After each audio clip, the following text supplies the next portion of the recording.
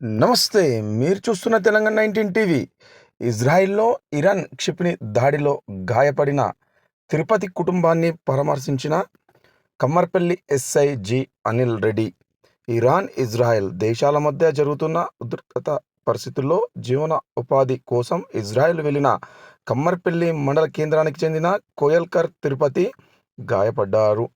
తిరుపతి అక్కడ కేర్ టేకర్గా పనిచేస్తున్నారు.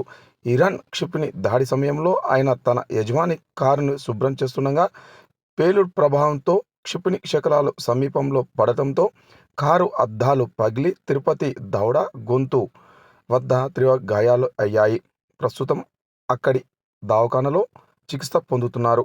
ఈ విషయం తెలిసిన కమ్మర్పల్లి ఎస్ఐ జి. అనిల్ రెడ్డి తిరుపతి కుటుంబ సభ్యులను వారి ఇంటికెళ్ళి పరామర్శించి ధైర్యం చెప్పి వారికి మానసికంగా బలాన్ని ఇచ్చారు. చూస్తూనే ఉన్న తెలంగాణ 19 టీవీ.